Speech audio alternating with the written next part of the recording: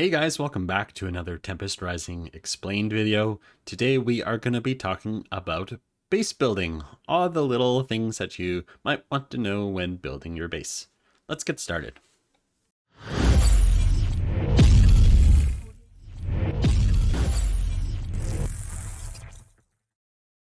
So the first thing I want to talk about are building construction times. When you hover over a building, you will see the timer icon there. This one, it says 8. That means it takes 8 seconds to build this up from the bottom up. So let's take a look at that.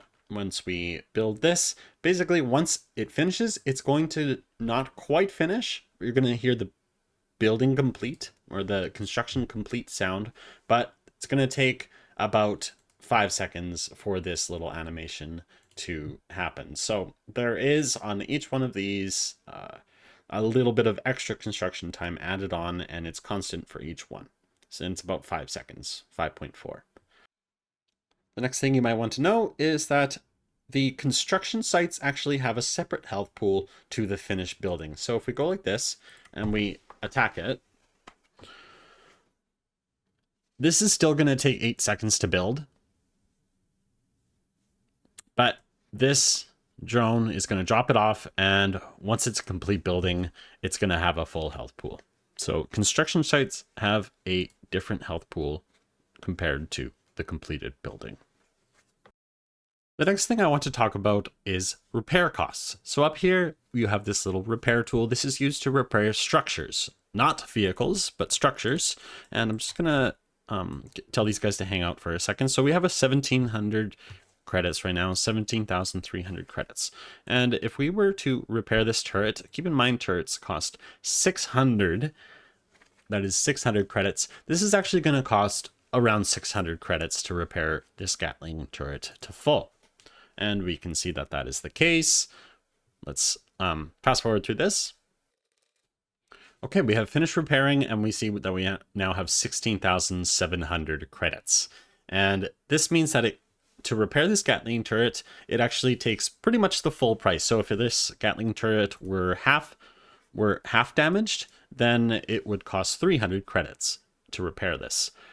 The percentage of the credit cost to repair a building actually differs depending on which building you are looking at. So let's take a moment to repair this silo. So right now we have 16,700 credits, and keep in mind that silos cost 150. So let's fast forward, repair this.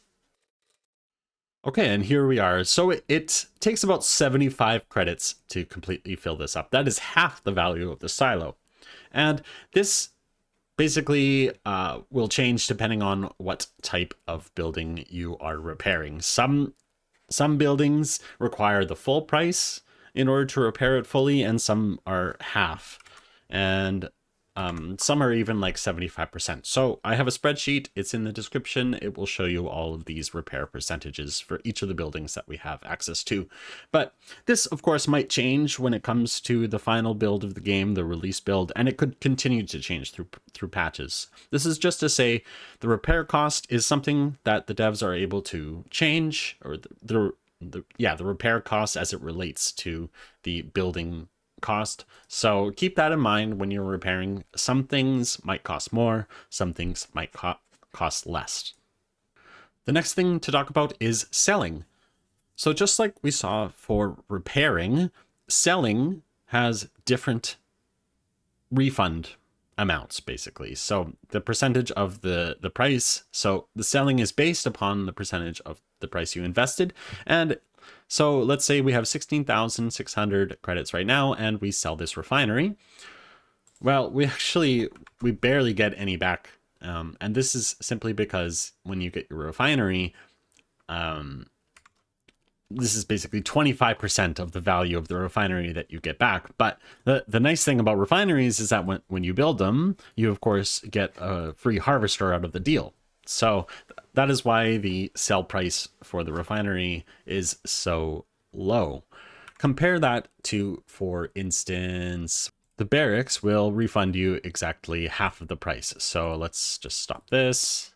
And barracks is 600 credits normally, and you'll see that this actually refunds us with 300. refunded us with exactly 300 credits. So that's about as high as the sell price will go, is 50%. Other things that are like silos refund 25%, and I think that's just to prevent spamming silos to creep out to the edge of the map and that kind of stuff. But barracks are actually better at creeping out to the edge of the map or expanding your tiles, and let's talk about tile expansion next. So each building actually expands its tile out in different amounts. And one of the best ones at doing this is the barracks. So you'll see that these tiles expanded out by this barracks, there's actually 8 tiles, and it's going to expand it out in every direction. So if we look at this way, it's also 8 tiles this way. Every building has a different value for this. So if we build a silo, you'll see that the silo expands out 4 tiles. Next, let's see what happens when we build a satellite uplink. Okay, our satellite uplink is finished, and you'll see we actually added a large build radius to this. So this is actually 12 tiles of build range. So this little demonstration is just to show that buildings have different tile expansion radiuses. They also have, by the way, different vision radiuses. We can see that the satellite uplink has a huge vision radius. So that's something to keep in mind when building your structures and when placing them in your base. Some are going to give you lots of expansion. So if you're, say, building a base this way and you want to really expand your construction out this, and you're building a satellite uplink anyway, well, why not just put it there and get a nice push towards this field. And we don't know how relevant this building tile expansion is going to be in the full release, since there are terrain blockers, like for instance this ramp. We can't build up this ramp, and we don't really know how the maps are going to be designed. Nevertheless, this is something to keep in mind. Buildings, the building radius that they add is not tied to the size of the building or anything like that. It depends on the specific type of building, and it's a number that can be adjusted up and down by the devs as time goes on. Another thing I wanted to talk about was building defenses. So some people get tripped up a little bit by this, but when you build your defenses, if you're familiar with the other CNC games, this should be pretty familiar to you. But you can basically build these 5 at a time. So once you've placed the first one down, you can now build this one out. So you can expand this by 5, basically, like that. You can also sell these. And let's show the next one. So even something like this will work. This so long as there's this 5 tile gap, or rather 4 tiles in between each sandbag, then we can build up our sandbags like that. And the same will presumably apply to walls. The next thing I wanted to talk about was canceling buildings. So let's place a Gatling turret here. And we see that our credits are starting to go down. We've now almost used 300 credits, and we've used around 300 credits. So if you were to cancel it, you simply get refunded the full value, and this is the case for all buildings. Canceling buildings, and by the way, infantry, or probably any unit, is going to refund you the full value. The next thing I wanted to talk about is a little bit more about this drone animation. So we know that when we complete a building, we need to wait this 5-ish seconds before the building actually completes. Well, what happens when we have 2 structures that complete at the same time? Let's show what happens. Let's build a barracks, which has a construction time of 17, and a Gatling turret, which has a construction time of 16. Okay, so they finish at the same time, and we see that this drone animation begins. It's simply going to go to the first one, and then this drone doesn't have to go through a separate animation. This drone will appear out of nowhere, and both these will finish at the same time. So we don't need to wait for another drone animation for these things. Like it doesn't queue up that drone animation for each, but rather it drops them at the same time. It's just simply a static 5-ish seconds. Once it completes that construction process, that drone will drop down. It is not necessarily related to this drone launching animation at your construction yard. So the next thing I wanted to talk about was what in RTS we call SimCity. SimCity is basically building your buildings in a way that usually it means walling off your base or providing special pathing rules through your base. And usually this is used defensively. So one thing to note here, for instance, we have this barracks here, and you can see there's a red tile over here, and there's some red tiles over here, and there's actually no way to path over here now. There's this barracks here is going to form a solid wall. So they're going to have to, if troops are coming in through here, this is a nice way to wall off a side of your base. Keep in mind, however, that units do come out of only one specific side of this. So if we rally point this over here, they're not going to be able to come out this side of the barracks. So you're not going to be able to rally point stuff out of here. That rather the units are always going to come out of this specific door. So in this case, it doesn't work. But if we were, once we get rotatable buildings to rotate it the other way, then presumably we will be able to pump guys out that way. And the other thing with this tile stuff is that basically any 0 tile gap between buildings is going to be unpathable. So we're not going to be able to path through this. We're not going to be able to path through this. We're not going to be able to path through this with the infantry. Pretty much, I've tested most combinations here, and there doesn't seem to be any case where you can path through this 1 tile gap between buildings. And I think the only case is with this refinery, because the gap is actually quite large here. So if you go like this with the refinery, of course there is this radius that extends out here, but you are able to path through this, and it reserves this extra space for the refinery. So that's like one exception here, and there may be more exceptions as we get more building types, but yeah, any 0 tile gap otherwise is pretty much going to be unpathable. And now we also have 1 tile gaps. So for instance, between this construction yard and this power plant, we have a 1 tile gap here. And vehicles each have specific rules of whether or not they can path through a 1 tile gap, such as this. And in this case, the harvester, it can path through here, but it sometimes runs into some issues. Whereas the sentinel cannot at all path through here. So each vehicle is going to have a different, basically, collision box size, and each of these is going to sort of have their own gap size that they have between the buildings, and that's going to dictate whether or not you can fit through there. And in this case, we can fit the harvester through there pretty much most of the time, and the sentinel is now going to have a lot of issues getting through there, and it's going to continue to have issues as we see it bugging out over here.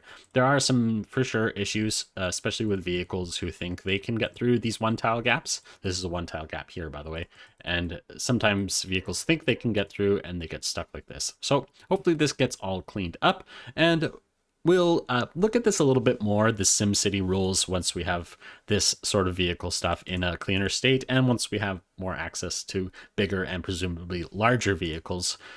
Maybe the largest vehicles aren't going to be able to fit through any 1 tile gap, but we'll see.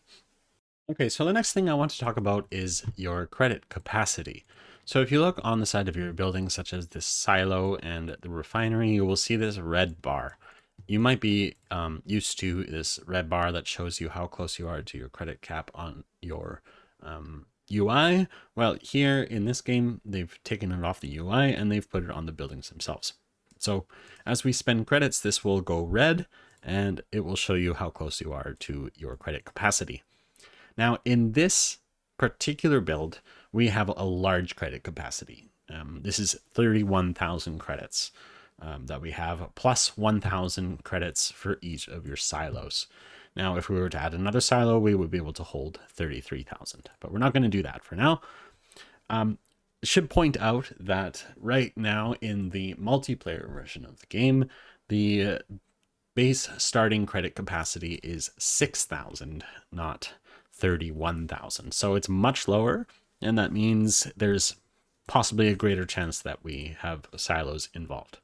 Now, what happens here if we were to sell this silo? So once we sell this silo, we are not going to have 32,000. We are going to rather only be able to have 31,000 credits. And if we sell this silo, we will see we actually destroy all of that additional credit that we had stored up. And if we were to now build this, let's take this guy away.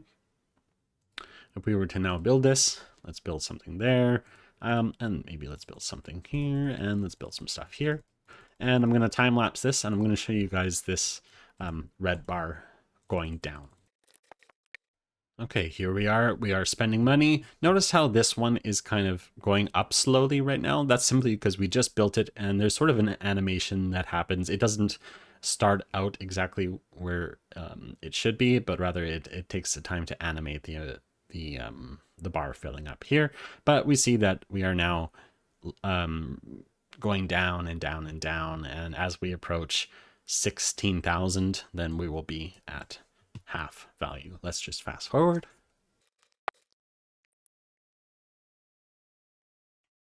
Okay, so we are now at 16,000 credits, and we can see that this bar is now half full.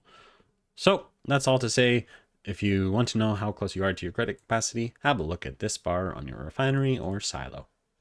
And that, my friends, has been base building explained in Tempest Rising. If you enjoyed it, make sure to like and subscribe, and we will be back for more Tempest Rising content soon. Take care.